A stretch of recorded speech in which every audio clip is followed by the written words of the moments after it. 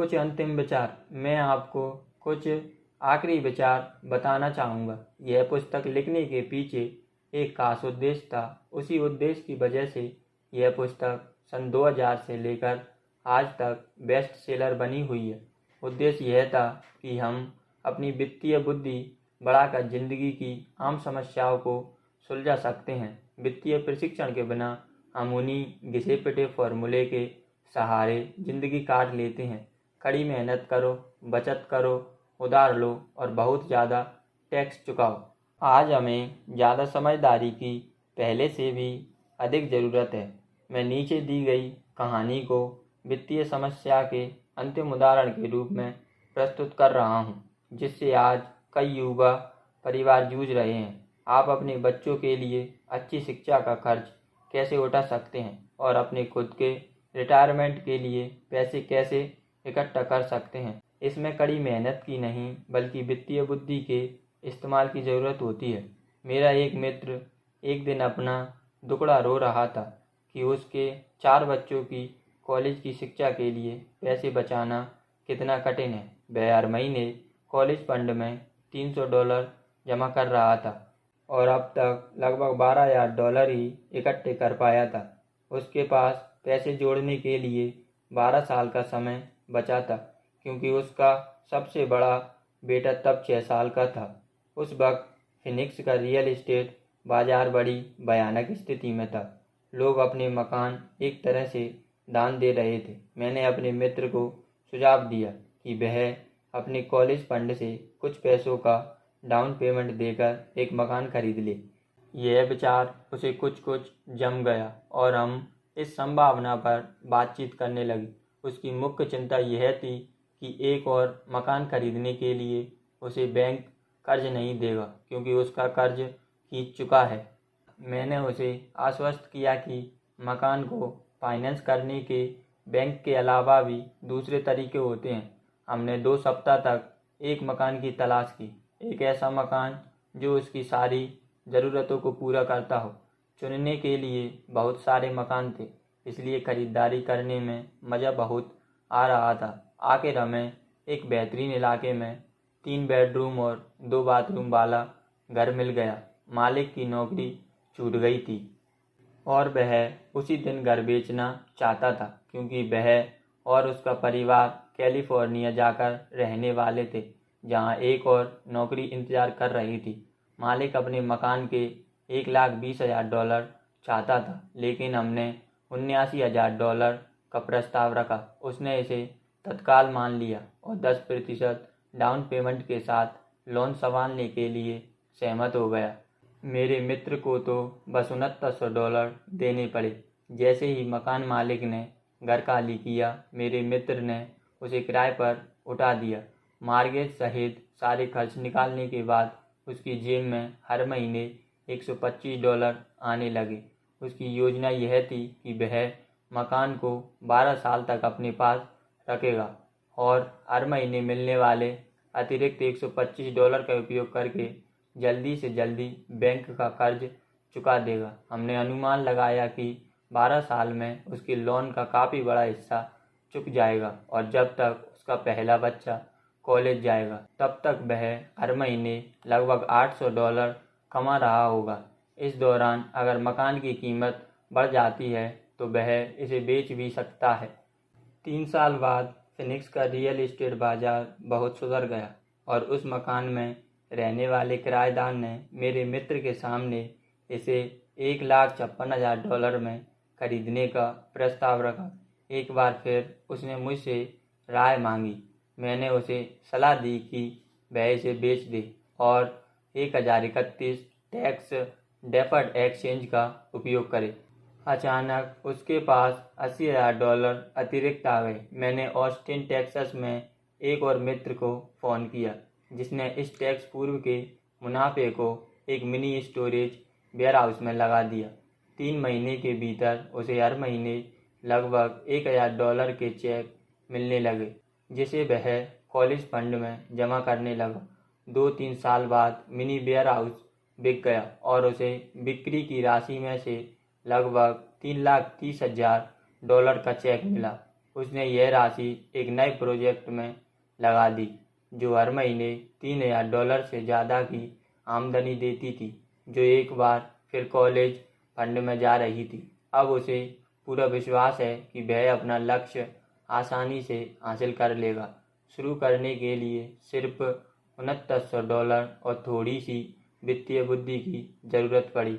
उसके बच्चे अब उस शिक्षा का खर्च उठा पाएंगे जो वे चाहते हैं, और इसके बाद रिटायरमेंट के लिए वह उस नियत संपत्ति का उपयोग करेगा जो उसने कॉरपोरेशन की कानूनी सुरक्षा में रखी हुई है। इस सफल निवेश रणनीति की वजह से वह जल्दी रिटायर हो सकेगा।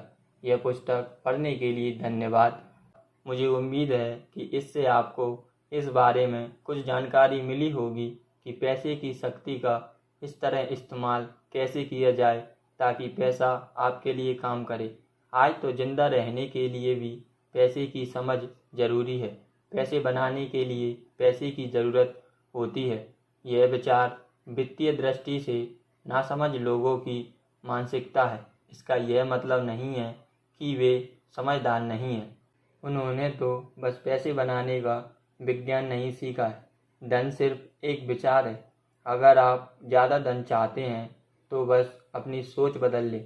हर स्वयं निर्मित इंसान ने एक विचार के साथ छोटे पैमाने पर शुरुआत की थी और इसके बाद वह इसे धीरे धीरे फैलाता गया। यही फॉर्मूला निवेश पर भी लागू होता है।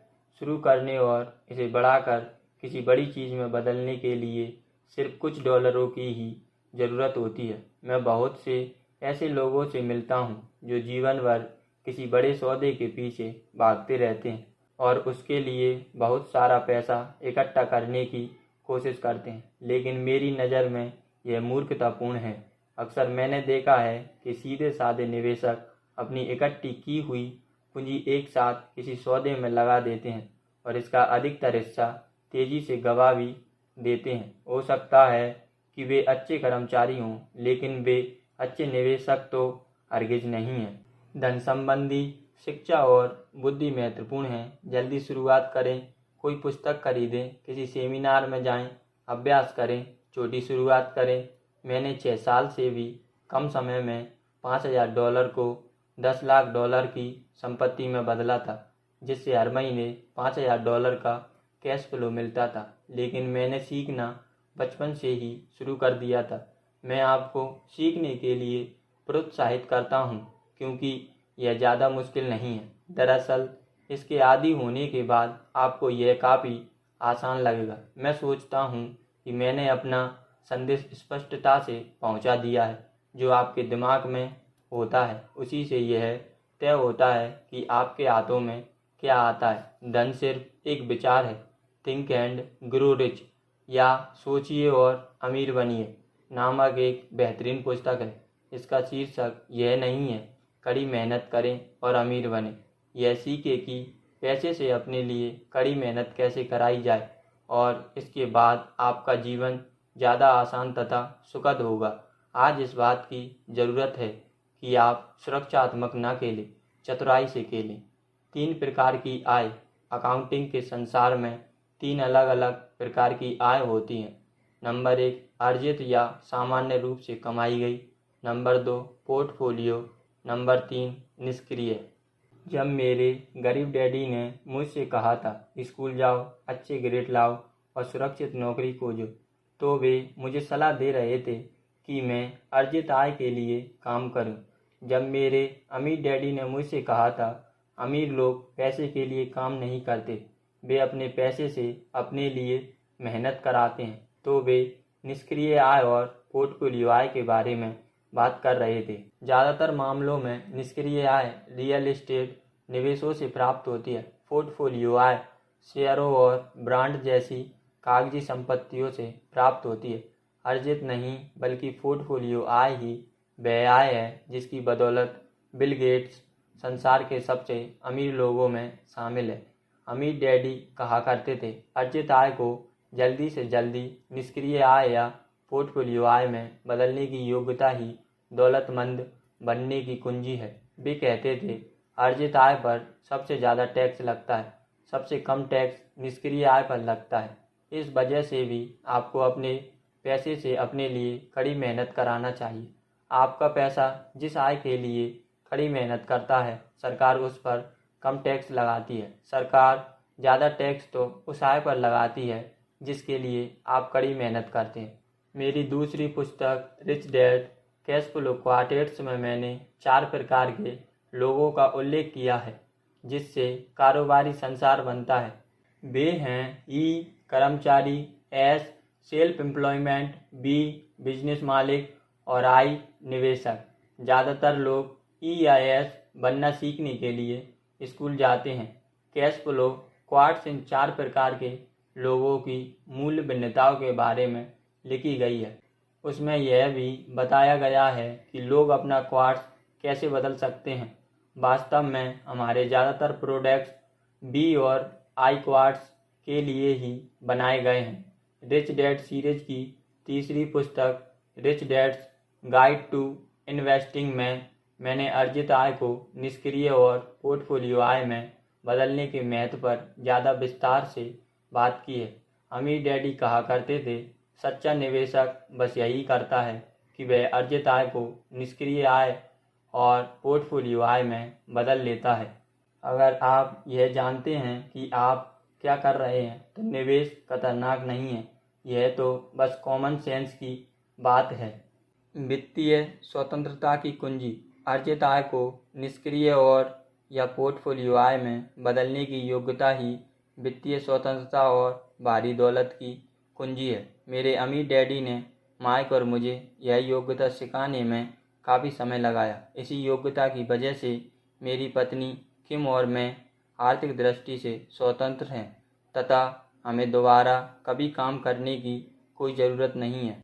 हम अब भी काम करते हैं मगर शौक़ से। आज हम एक रियल एस्टेट निवेश कंपनी के मालिक हैं जिससे हमें निष्क्रिय आय प्राप्त होती रहती है। पोर्टफोलियो आय के लिए हम शेयरों के प्राइवेट प्लेसमेंट्स तथा आईपीओ में निवेश करते हैं।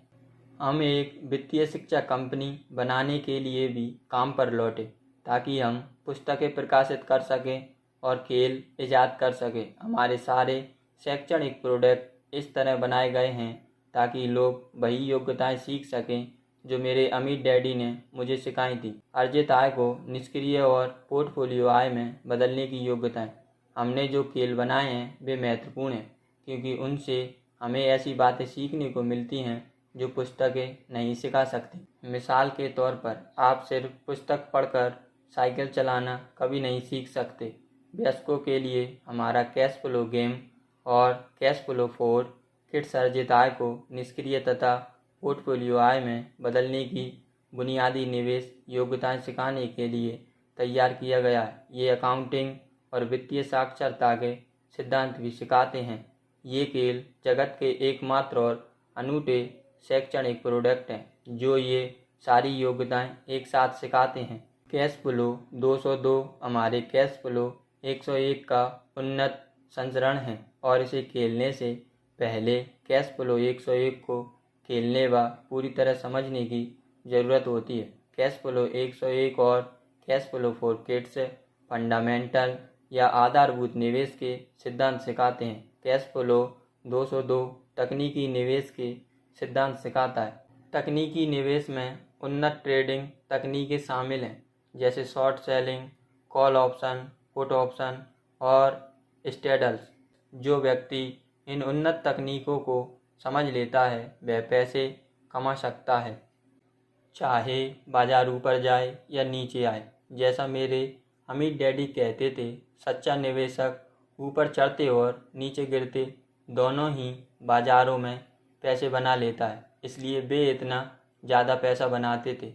उनके ज़्यादा पैसे बनाने के कारणों में से एक यह होता है कि उनमें ज़्यादा आत्मविश्वास होता है। अमीर डैडी कहते थे उनमें ज़्यादा आत्मविश्वास इसलिए होता है क्योंकि वे हारने से कम डरते हैं। दूसरे शब्दों में औसत निवेशक को कम कमाई इसलिए होती है क्योंकि वे पैसा गंवाने से बहुत घबराते हैं। औसत निवेशक यह नहीं जानता कि नुकसान से अपनी रक्षा कैसे की जाए। कैश फ्लो 202 उसे यह सिखाता है। औसत निवेशक निवेश को जोखिम भरा मानता है क्योंकि उसे पेशेवर निवेशक बनने का औपचारिक प्रशिक्षण नहीं मिला है। जैसा कि अमेरिका के सबसे अमीर निवेशक वॉरेन बफे कहते हैं, खतरा तब होता है जब आपको यह पता नहीं होता कि आप क्या कर रहे हैं। मेरे बोर्ड गेम्स आधारभूत निवेश और तकनीकी निवेश की आसान बुनियादी बातें सिखाते हैं, और वह भी खेल खेल में। मुझे कभी कभार सुनने को मिलता है आपके शैक्षणिक खेल महंगे हैं। इससे निवेश पर लाभ का प्रश्न उठ खड़ा होता है, यानी जो कीमत वे चुकाते हैं उससे उन्हें कितना लाभ होता है। मैं अपना सिर हिलाकर जवाब देता हूँ, हाँ, वे महंगे हैं, खासतौर पर जब उनकी तुलना मनोरंजन के लिए बने बोर्ड गेम से की जाए। लेकिन मेरे खेल इतने महंगे नहीं हैं जितनी कि कॉलेज की शिक्षा है। अर्जित आय के लिए ज़िंदगी भर मेहनत करना है, ढेर सारा टैक्स चुकाना है और निवेश बाजार में सारे पैसे गंवाने की दहशत में जीना है। जब कोई ज़्यादा कीमत के बारे में बड़बड़ाता हुआ जाता है तो मैं अपने अमीर डैडी की आवाज़ सुन सकता हूँ। अगर तुम अमीर बनना चाहते हो तो तुम्हें पता होना चाहिए कि किस प्रकार की आय के लिए कड़ी मेहनत की जाए, उसे कैसे कायम रखा जाए और उसे कैसे नुकसान से कैसे बचाया जाए। यही महान दौलत की कुंजी है। अमीर डैडी यह भी कहते थे, अगर तुम आय के इन 3 प्रकारों के फ़र्क को नहीं समझते हो और इन्हें हासिल व सुरक्षित करने वाली योग्यताएं नहीं सीखते हो तो तुम जिंदगी भर शायद अपनी क्षमताओं से कम कमाई करोगे और उससे ज़्यादा कड़ी मेहनत करोगे जितनी कि तुम्हें करनी चाहिए। मेरे गरीब डैडी सोचते थे कि सफल होने के लिए इंसान को बस एक अच्छी शिक्षा, अच्छी नौकरी और वर्षों की कड़ी मेहनत की ज़रूरत होती है। मेरे अमीर डैडी भी अच्छी शिक्षा को महत्वपूर्ण मानते थे, लेकिन उनके लिए यह भी महत्वपूर्ण था कि माइक और मैं तीनों प्रकार की आय के फ़र्क जान लें और यह भी जान लें कि किस प्रकार की आय के लिए कड़ी मेहनत करनी चाहिए। उनकी नज़रों में यह बुनियादी वित्तीय शिक्षा थी। तीनों आयों में फ़र्क जानना और अलग अलग आय पाने की निवेश योग्यताएं सीखना हर उस व्यक्ति के लिए बुनियादी शिक्षा है जो भारी दौलत और वित्तीय स्वतंत्रता हासिल करना चाहता है। एक इस प्रकार की स्वतंत्रता जिसका स्वाद सिर्फ कुछ ही लोग चख पाते हैं। जैसा अमीर डैडी पहले सबक में कहते हैं, अमीर लोग पैसे के लिए काम नहीं करते, वे पैसे से अपने लिए काम कराते हैं। अमीर डैडी कहते थे, अर्जित आय वह पैसा है जिसके लिए तुम काम करते हो और निष्क्रिय तथा पोर्टफोलियो वह आय है जिसमें पैसा तुम्हारे लिए काम करता है। इस छोटे से फ़र्क को समझना मेरे जीवन के लिए बहुत महत्वपूर्ण साबित हुआ है। या जैसा रॉबर्ट फ्रॉस्ट ने अपनी कविता के अंत में लिखा है, और इसी से सारा फ़र्क पड़ा। कर्म में जुटें। आप सभी को 2 महान उपहार दिए गए हैं, आपका दिमाग और आपका समय। इसका मनचाहा उपयोग या सदुपयोग करना आप पर निर्भर करता है। आपके हाथ में आने वाले हर डॉलर से आपको और सिर्फ आपको वह शक्ति मिल जाती है जो आपकी तकदीर बनाती है या बिगाड़ती है। इसे मूर्खतापूर्ण ढंग से खर्च करते हैं तो आप गरीब बनने का विकल्प चुनते हैं। इसे दायित्व पर खर्च करते हैं तो आप मध्य वर्ग में शामिल हो जाते हैं। इसका निवेश अपने दिमाग में करते हैं और संपत्ति इकट्ठी करने के उपाय सीखते हैं तो आप भविष्य में दौलतमंद बनने का विकल्प चुनते हैं तथा लक्ष्य बनाते हैं। चयन आपका और सिर्फ आपका है। हर दिन हर डॉलर के साथ आप अमीर, गरीब या मध्यवर्गीय होने का फैसला करते हैं। अगर आप यह ज्ञान अपने बच्चों के साथ बांटने का विकल्प चुनते हैं तो आप उन्हें उस संसार के लिए तैयार करने का विकल्प चुनते हैं जो उनका इंतज़ार कर रहा है। यह काम कोई दूसरा नहीं करेगा। आपका और आपके बच्चों का भविष्य उन विकल्पों से तय होगा जिन्हें आप आने वाले कल में नहीं बल्कि आज चुनते हैं। मेरी कामना है कि आपके पास बहुत सी दौलत हो और ज़िंदगी नामक महान उपहार से आप बहुत सा सुख भोगें। Robert Kiyosaki.